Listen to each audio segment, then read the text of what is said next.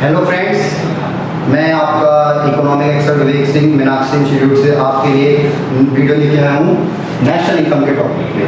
और ये वीडियो डालने का मेरा एक रीज़न ये है कि 12th क्लास के बच्चों के लिए सबसे टफ सब्जेक्ट में सबसे टफ चैप्टर जो बना हुआ है वो नेशनल इनकम। और उसका रीज़न ये है कि इसका जो सही कॉन्सेप्ट है वो टीचर्स समझा नहीं पा रहे बच्चों को और बुकों में सही से लिखा नहीं हुआ। तो मैं आज आपके लिए एक ऐसा कॉन्सेप्ट लेके आया हूँ जिससे आपको नेशनल इनकम समझ आ जाएगी कि एक्चुअली में हमें नेशनल इनकम में क्या पढ़ना होता है, किस तरह से पढ़ना होता है। तो चलिए स्टार्ट करते हैं। इसको स्टार्ट करने के लिए पहले हमें समझना होगा इनकम कैसे बनती है, इनकम का सोर्स क्या होता है।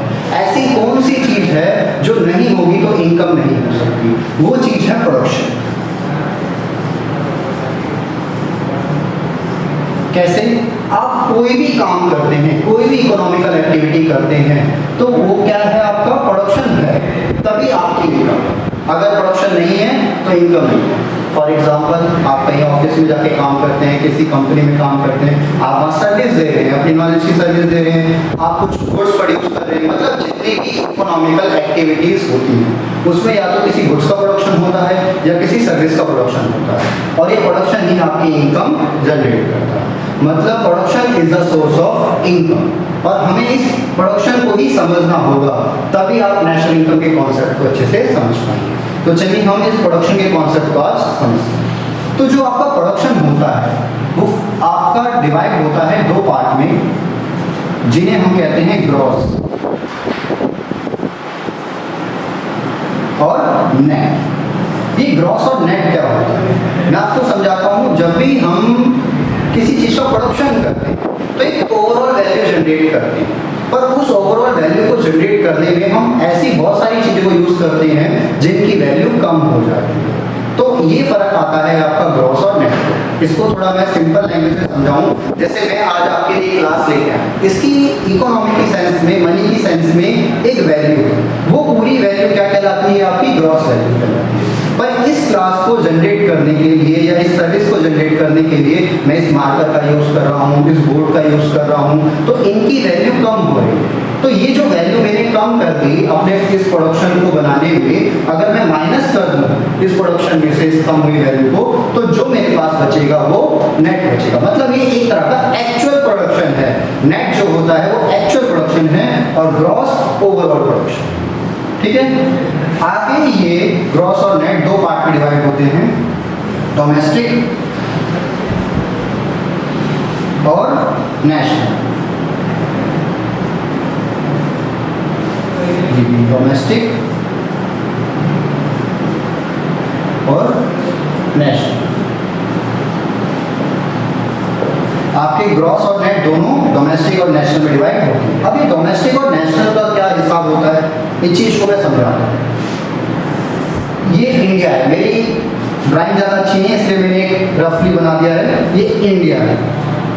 इंडिया की बाउंड्री के अंदर जितना भी प्रोडक्शन हो रहा है या जितनी भी इनकम हो रही है वो उसकी क्या है, डोमेस्टिक इनकम है। पर इंडिया को ऐसा तो नहीं है ना इसी कंट्री के अंदर ही इनकम जनरेट होकर मिल रही है। इंडिया में इनकम बाहर फॉरेन कंट्री से भी बहुत सारी आ रही है। तो जब ये फॉरेन कंट्री से जो इंडियन इनकम आ रही है, इंडिया को इनकम आ रही है, वो इनकम जब डोमेस्टिक के साथ ऐड होती है तब वो नेशनल बनता है। फॉर एग्जाम्पल, जैसे कोई इंडियन जब किसी इंडियन से मिलेगा तो वो कभी नहीं बोलेगा कि मैं इंडियन हूँ, या दूसरा बंदा नहीं बोलेगा कभी मैं इंडियन हूँ। क्यों? क्योंकि जब डोमेस्टिक की बात होती है तो नेशनलिटी नहीं आती। नेशनल का वर्ड मतलब कहाँ से आ गया, नेशनलिटी से। पर जब कोई इंडियन किसी फॉरेनर से मिलेगा तो वो अपनी नेशनलिटी बताएगा, वहाँ नेशनलिटी इंपॉर्टेंट होती है। मीन्स क्या समझ आता है, जब डोमेस्टिक एक इंडियन किसी फॉरेन से मिलेगा तब नेशनलिटी आएगी। मतलब जब डोमेस्टिक की इनकम के साथ फॉरेन इनकम मिलेगी तब नेशनल बनेगा। तो मतलब डोमेस्टिक इनकम के साथ अगर हमने फॉरेन से मिली इनकम को ऐड कर दिया तो वो नेशनल इनकम। ओके, ये आपको अच्छे से समझ आ गया होगा। अब मैं इसके आगे और समझाता हूँ कि ये जो डोमेस्टिक और नेशनल होते हैं ये दो पार्ट में और डिवाइड होते हैं, फैक्टर कॉस्ट और मार्केट प्राइस। अब मैं शॉर्ट में लिख देता हूँ फैक्टर कॉस्ट को FC, जैसे आपने बुक में देख लिया होगा, और MP मार्केट प्राइस को लिखा जाता है FC और MP। ये भी FC और M। अब ये फैक्टर कॉस्ट और मार्केट प्राइस FC और MP का क्या हिसाब होता है? किसी भी तरह की इकोनॉमी में जो भी गुड्स या सर्विस प्रोड्यूस होते हैं उसमें हमेशा कैलकुलेट दो तरह से किया जाता है। पहला, वो मार्केट में कितने पे बिक रहा है और उसकी कॉस्ट क्या है। कोई भी प्रोड्यूसर हो, किसी भी तरह का प्रोडक्शन करता है, चाहे वो गुड्स है या सर्विस है, वो हमेशा अपने प्रोडक्शन की कॉस्ट को कैलकुलेट करता है और फिर वो ये भी कैलकुलेट करता है कि वो मार्केट में कितने का बिक रहा है, तभी वो अपना प्रॉफिट कैलकुलेट कर पाता है। आपने 11th के चैप्टर में बहुत अच्छे से पढ़ा होगा। तो इसी तरह से यहाँ पे भी सेम वही कॉन्सेप्ट है। फैक्टर कॉस्ट का मतलब है कि जो गुड्स बनी है आज वो मार्केट प्राइस पे 100 रुपए की है, तो ये तो उसका मार्केट प्राइस दिखाई दे रहा है, पर ये मार्केट प्राइस किस तरह से बना है, किस प्रोसेस से बना है, तो वो क्या कहलाती है? आपकी फैक्टर कॉस्ट कहलाती है। फॉर एग्जांपल, ये मार्कर मैं 50 रुपए का लेके आया, पर क्या ये मार्कर हमेशा से 50 रुपए का ही था? किसी ने इसका प्लास्टिक बनाया, किसी ने प्रिंट बनाया, किसी ने कैप बनाया, किसी ने इसकी रिफिल बनाई, तो एक प्रोसेस के थ्रू ये 50 रुपए का मार्केट में आ गया। तो ये जो प्रोसेस है ये हो गया फैक्टर कॉस्ट, और मार्केट में मैं कितने खरीद के लाया वो हो गया इसका मार्केट प्राइस। तो ये होता है फैक्टर कॉस्ट और मार्केट प्राइस का कॉन्सेप्ट।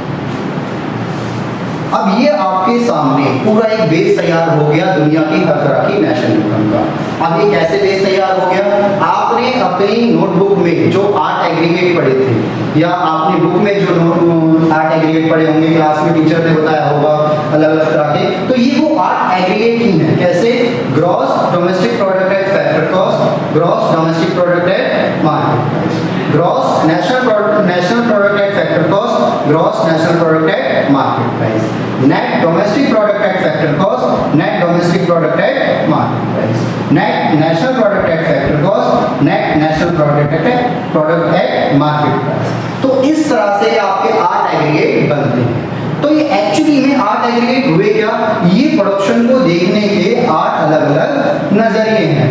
फॉर एग्जाम्पल, जैसे आपके पेरेंट्स आपको अपने बच्चे की तरह देख रहे हैं, बेटा या बेटी की तरह देख रहे हैं, फ्रेंड्स आपको फ्रेंड्स की तरह देख रहे हैं, टीचर आपको स्टूडेंट्स की तरह देख रहे हैं, पर आप अपने आप में अलग एक ही है ना, अलग अलग तो नहीं है, आपको देखने के अलग अलग नजरिए हो गए। तो ऐसी प्रोडक्शन को किसी भी तरह की इकोनॉमी में 8 नजरियों से देखा जा सकता है या 8 तरह से कैलकुलेट किया जा सकता है, और ये 8 नजरिए या 8 कैलकुलेशन ही आपके नेशनल इनकम के 8 एग्रीगेट बनते हैं, जिसके अंदर दुनिया की हर तरह की नेशनल इनकम आती है। तो अब हम देखते हैं कि आपकी बुक में या जैसे आपके टीचरों ने आपको बताया भाई ये एग्रीगेट कैसे लिखे जाते हैं, वो मैं आपके सामने प्रेजेंट करता हूँ।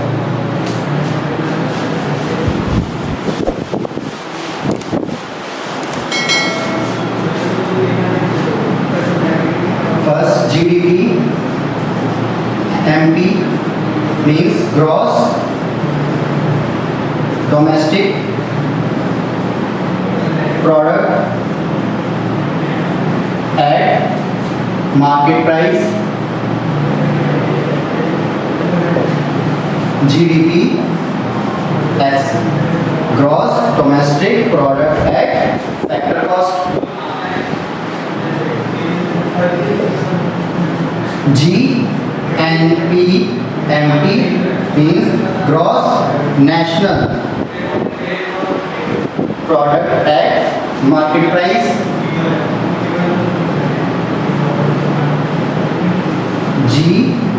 GNPFC means gross national product at factor cost, NDPMP net domestic product at market price,